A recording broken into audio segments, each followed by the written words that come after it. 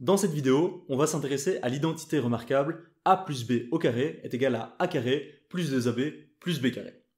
Cette formule-là, elle nous permet de comprendre que quand on est face à une expression de ce type, a carré plus 2ab plus b carré, on peut la factoriser, la transformer en produit. Et le produit, c'est en l'occurrence a plus b fois a plus b, autrement dit a plus b au carré.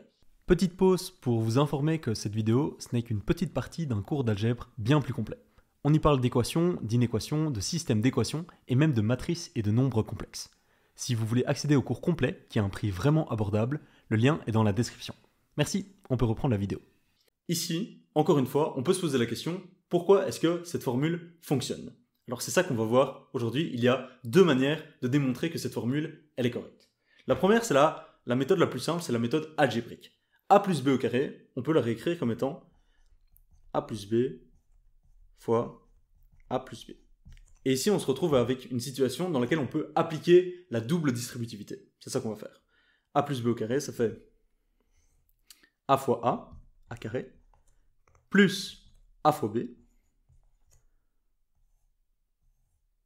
plus b fois a, plus b carré. D'accord? On peut réécrire cette expression. C'est égal à a carré, plus ab, plus ba et ab c'est la même chose, plus b carré.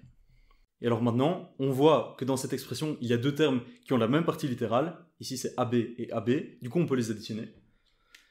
Et du coup on a a carré plus 2ab plus b carré, et on se retrouve à l'expression algébrique qui était exprimée au-dessus, qui est l'identité remarquable. Voilà, ça c'est une première manière de démontrer que cette expression, elle est juste. Il existe aussi une deuxième manière de visualiser que cette expression, elle est juste. C'est ça qu'on va voir tout de suite. Imaginez le carré suivant, dont chacun des côtés mesure a plus b. Ce côté mesure a plus b, ce côté mesure b plus a, c'est la même chose. Hop. Donc chacun des côtés mesure bien a plus b. L'aire de ce carré, il se calcule en faisant un côté fois un autre côté. Autrement dit, a plus b fois a plus b. Autrement dit, a plus b au carré. On se rend donc compte que l'aire totale de ce carré correspond au terme de gauche de l'égalité de l'identité remarquable.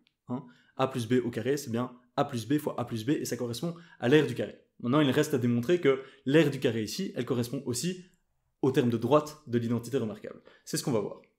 Si on s'intéresse maintenant au terme de droite, on peut visualiser que a carré correspond à l'aire de cette partie-là du carré. Si on s'intéresse à b carré, on peut se rendre compte que b carré correspond à l'aire de ce petit carré-là. En effet, b fois b, ça donne bien b carré, et ça correspond à l'aire de ce petit carré. Et enfin, ab, ça correspond à l'aire de ce rectangle-là, b fois a ou a fois b, et on le prend deux fois.